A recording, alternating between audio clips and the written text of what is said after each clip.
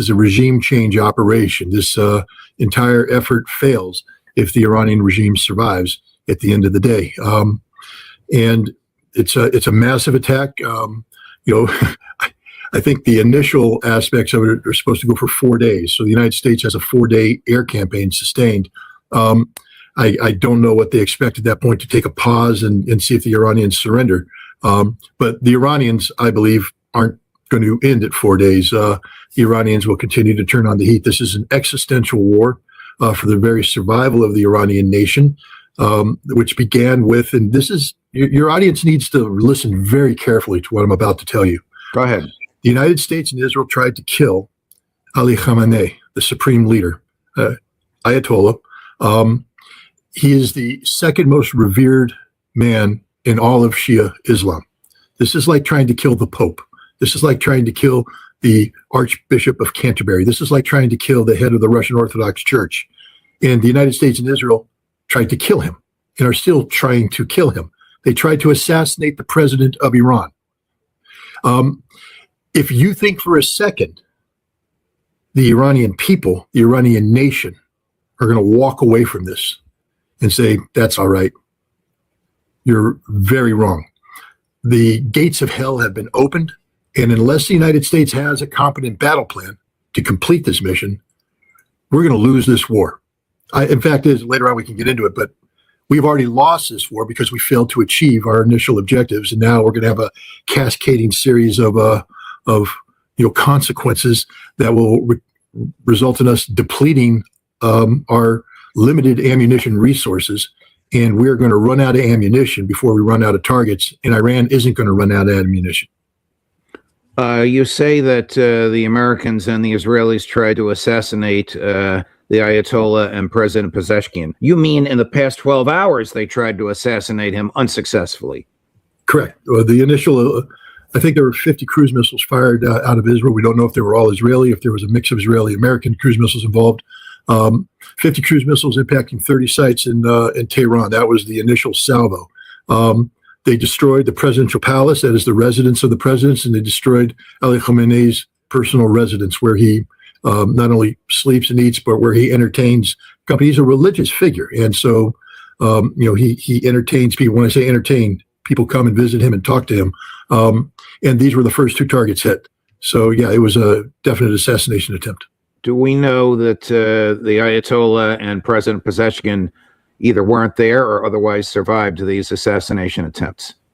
According to Foreign Minister Arakchi, both Ali Khamenei, who will be speaking shortly to address the Iranian people, and the president of Iran have survived. They also said that almost all the senior leadership survived. They said they lost a couple commanders, but these commanders will be replaced. But that if this was a decapitation strike, it failed miserably.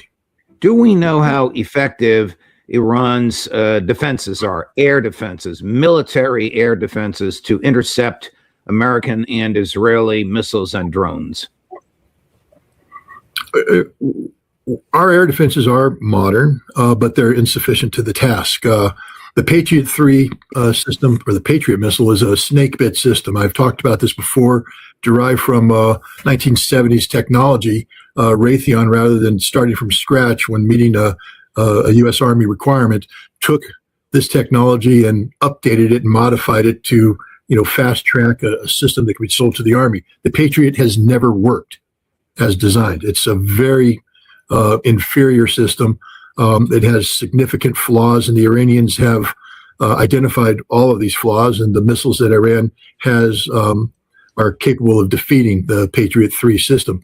The same with the THAAD. The THAAD is a more capable system, but the Iranians, again, we're talking about older technology. We're building missile defenses that are designed to intercept missiles that are about 10 years old. The Iranians have the most modern missiles, and they haven't even started firing them. That's the other thing, is that we can't stop the attacks that are being done by lesser quality missiles.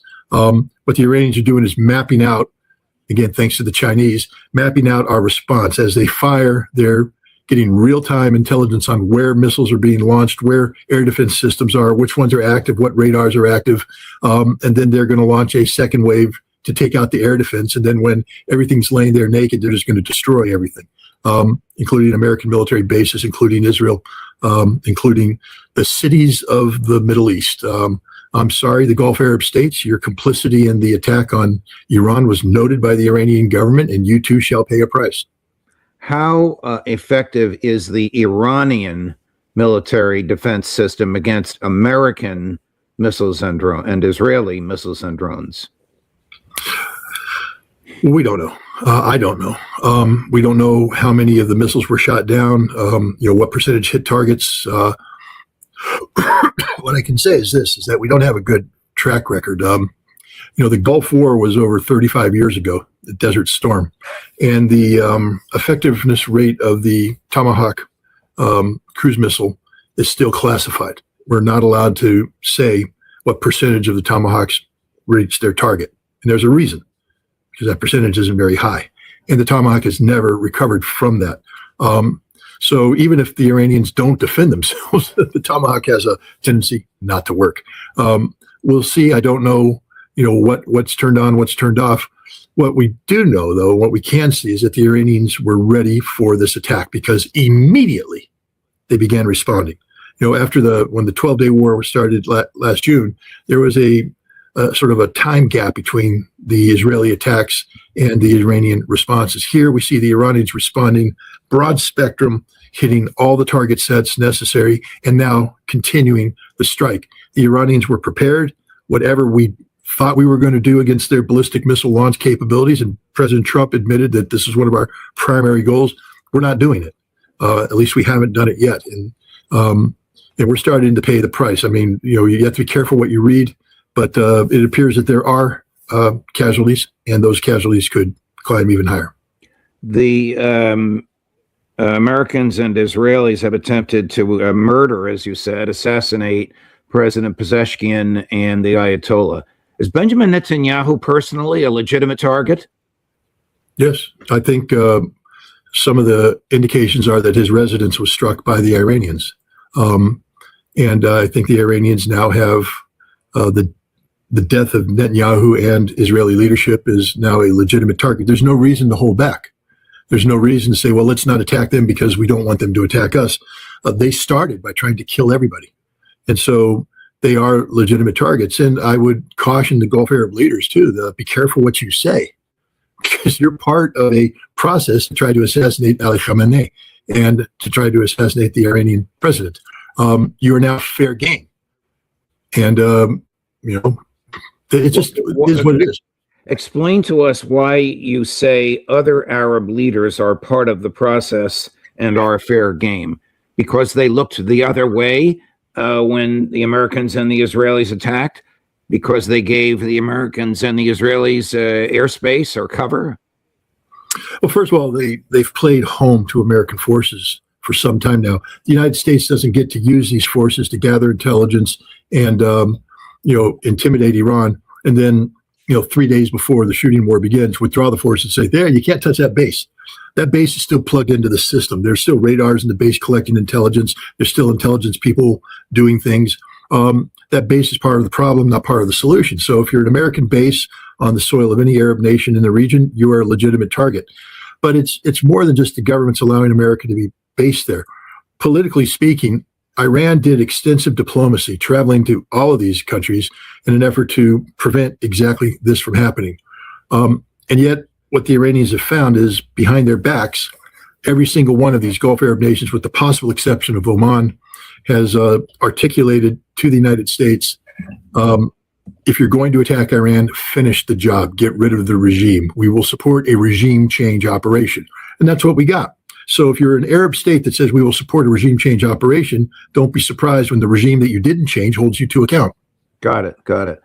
Scott, for the second time in 8 months, the president of the United States has personally lulled Iranian negotiators into a false sense of security and literally, in the midst of negotiations, commenced an attack. What message does this send to the rest of the world, particularly the Kremlin, about the United States? Well, let's parse it out. We know that the Omani ambassadors and representatives of foreign ministry were on the news talk circuit here in the United States, playing up the fact that the Iranians were making all the compromises necessary, that there was a real deal on the table. And then Marco Rubio, the Secretary of State, announces that he's going to be traveling to Israel on Monday, implying that, we're going to give diplomacy a chance. And yet the night after he made that announcement, we attack. There can be no doubt that we never had any intention whatsoever of seeking a diplomatic solution, that the military option was always the only option. Everything else was a setup. There might be some people out there that prior to this were saying, well, that's a little harsh. You can't, condemn them for a one-time bad deed back in June. Past patterns of behavior repeat themselves. We now have a repeated behavioral pattern. And the other thing is the people involved, Witkoff and Jared Kushner. They're also involved in negotiating with the Russians. I think it's been proven these are not legitimate negotiators. They are actors there to play a part, to lead people down a false path while the United States does other things. And it's time for Russia to wake up and realize that this administration is setting you up for failure, that there's no intention whatsoever of seeking a diplomatic resolution of the Ukrainian conflict, that the United States is simply using Ukraine as a means of setting Russia up for failure, because ultimately our policy goal with Russia is the same as our policy goal with Iran: regime change. We want Vladimir Putin out. The Trump administration wants Vladimir Putin out.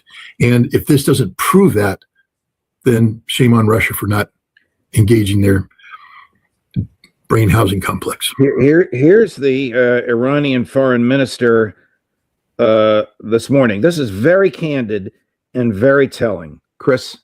I don't know why the U.S. administration insists to start a negotiation and then in the middle of negotiation attack the other party. Today happened exactly what last June happened.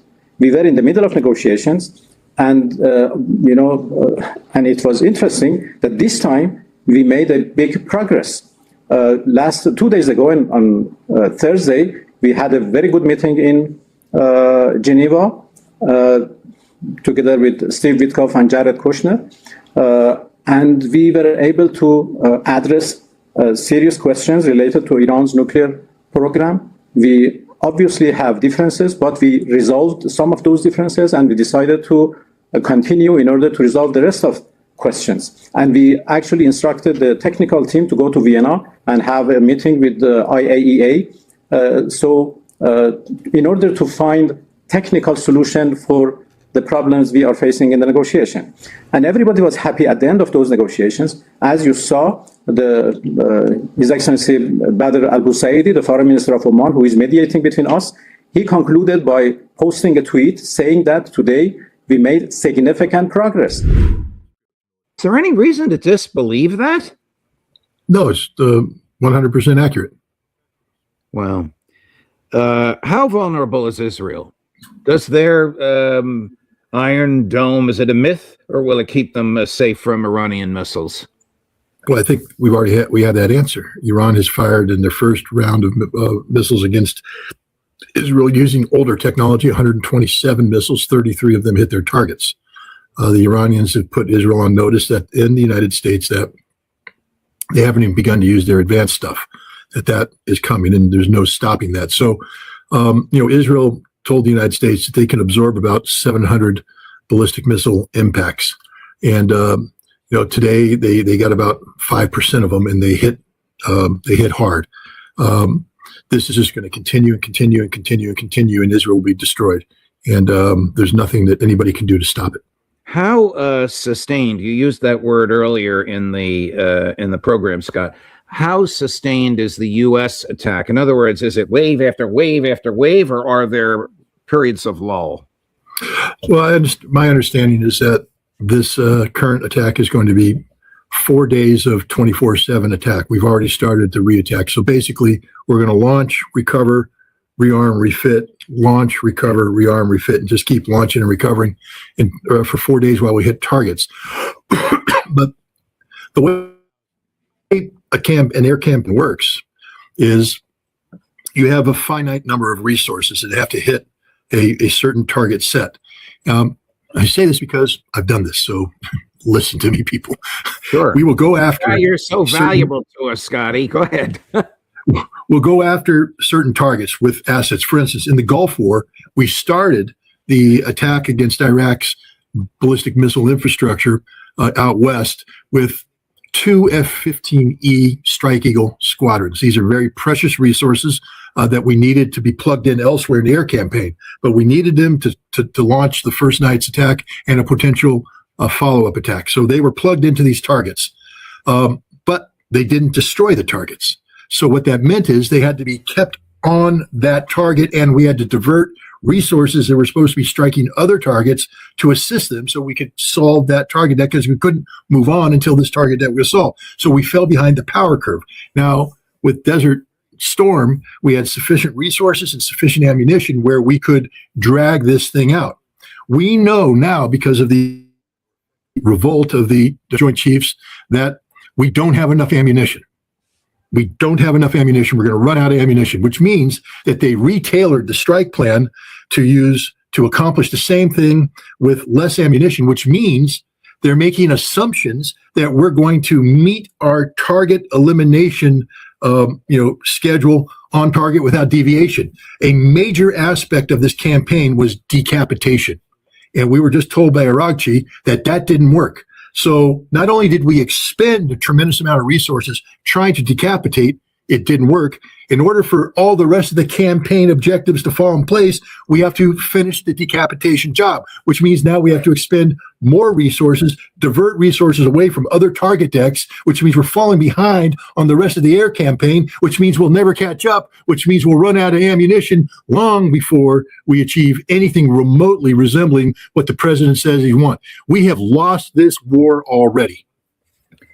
The New York Post reports. Now, when I was at Fox News, if you started your comments with "according to the New York Post," everybody would say, "All right, stop right there." But they are reporting that Iran has hit. What is it here? Has hit a U.S. naval base in Bahrain. Yep. Does that make sense to you?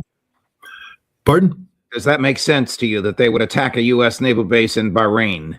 Yeah, it's headquarters of the Fifth Fleet. I've been there many times. I've been in that building that's about to get hit. Of course they're going to hit it. It's the headquarters of the American military presence in the Persian Gulf. The Fifth Fleet is there. Other military resources are there, and it makes perfect sense for them to hit it. Here is the President of the United States in the middle of the night. I think when he says imminent, he means imminent, but I'll let you dissect what he says. Chris, the third one, the longer one that we just viewed of President Trump. A short time ago, the United States military began major combat operations in Iran. Our objective is to defend the American people by eliminating imminent threats from the Iranian regime, a vicious group of very hard, terrible people. They've rejected every opportunity to renounce their nuclear ambitions, and we can't take it anymore.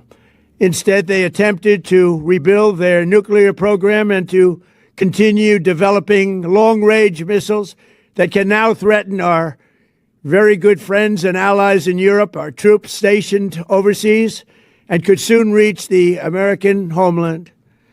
Just imagine how emboldened this regime would be if they ever had and actually were armed with nuclear weapons as a means to deliver their message. For these reasons, the United States military is undertaking a massive and ongoing operation to prevent this very wicked, radical dictatorship from threatening America and our core national security interests.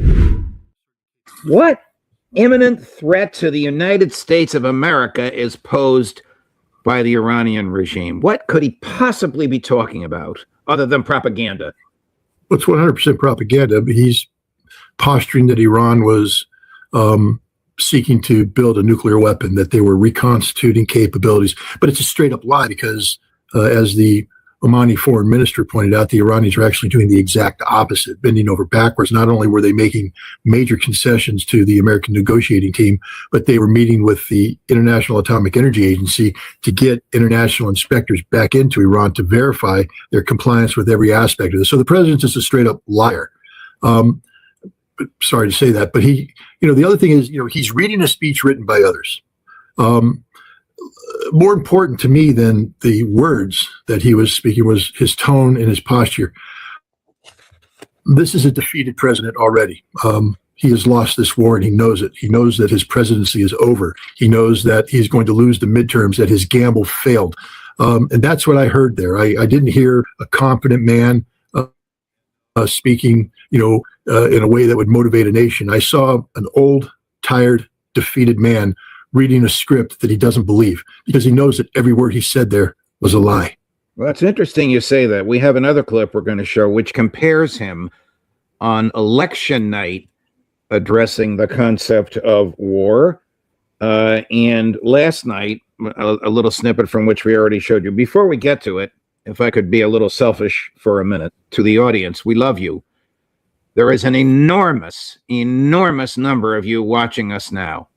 If you press like and subscribe, you'll help boost this show in the YouTube algorithm, and more of your friends and colleagues will more easily find us. Like and subscribe. Okay, now back to Chris, the election night and last night comparisons of Donald Trump. But we had no wars. They said, he will start a war. I'm not going to start a war. I'm going to stop wars.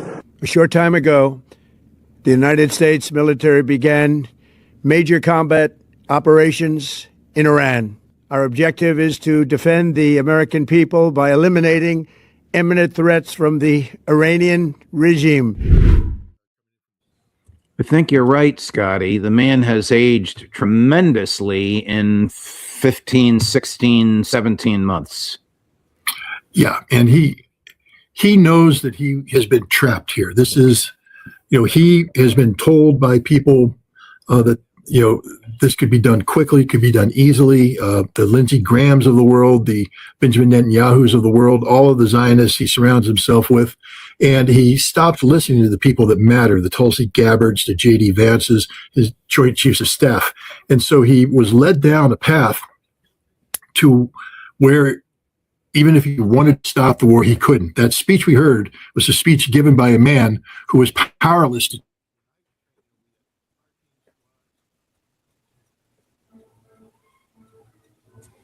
Catch 22. We have deployed so much military force forward that we have no choice. We have to use it or lose it. Either use it in a given window or it has to start going back home. And once it starts going back home, to bring it back, you wouldn't get it back there till the summer. And that's right before midterm elections. And the peace president can't go to war, an illegal war of aggression in the summer. Even if you win, the fallout would be he needed to deliver a military victory by the end of March that he could then package to the American people as, I am the man, peace through strength. I am the peacemaker because I destroyed that which could not be destroyed for 47 years. And he could carry that through the summer and hope that that helps push him over the line in November. What he realizes now is that it literally is all over. He is going to lose the midterm. He's going to be swamped in the midterm, and it's finished. And Judge, if I might, just for a second, this man is talking about striking targets to defend Americans and all that.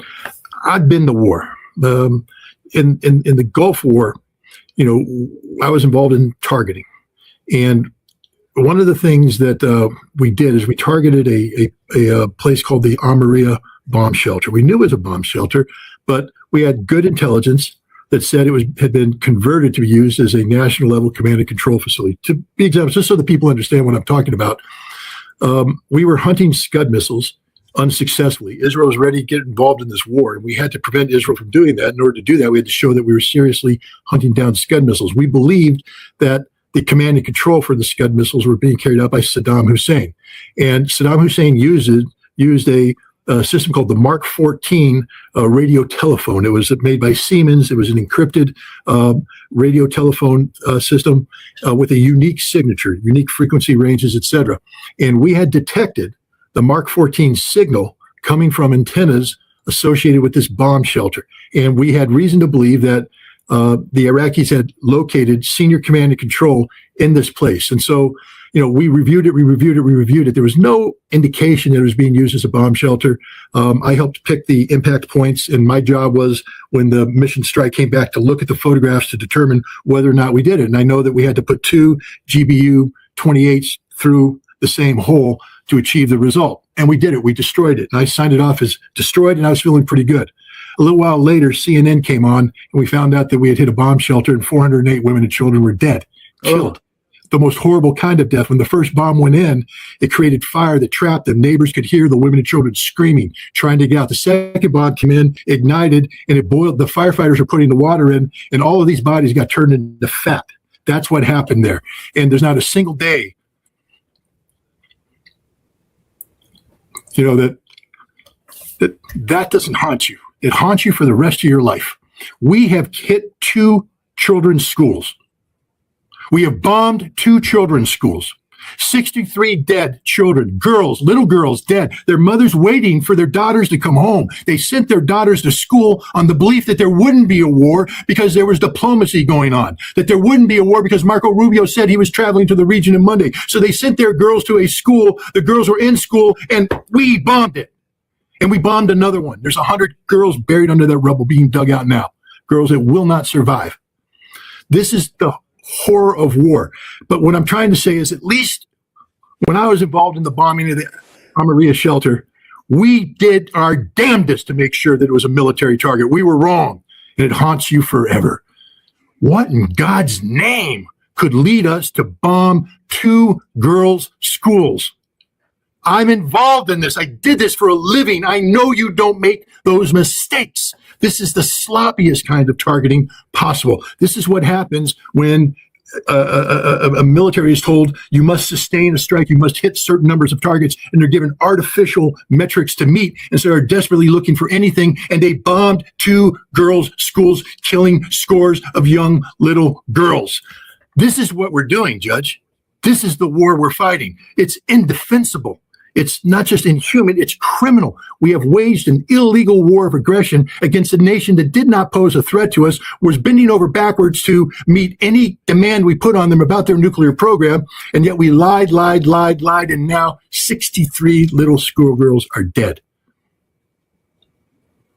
It's horrific, Scott. My next question is really more my field than yours. When the government kidnapped Nicolas Maduro, they claimed it was the arrest of somebody from fugitive from justice. He had been indicted, and we had the right to arrest him. And that was nonsense, but that was their argument. And because it was a simple arrest, they didn't need Congress's permission. They can't make that argument now. There's no question but that this is a war. Its goal is the destruction of a foreign state. Where is the Congress? So it's the fairest question of all. And the interesting thing is now Congress, the Democrats deliberately put off the vote so they wouldn't have to vote because they are the most cowardly people in the world. And now next week, they're going to try and push this through and try to retroactively stop and say, you can't do this war. But they didn't do it when it could have mattered. But Congress doesn't matter anymore. They've literally punted. There's no, separate but equal branch of government. The president's already told the Supreme Court they don't matter.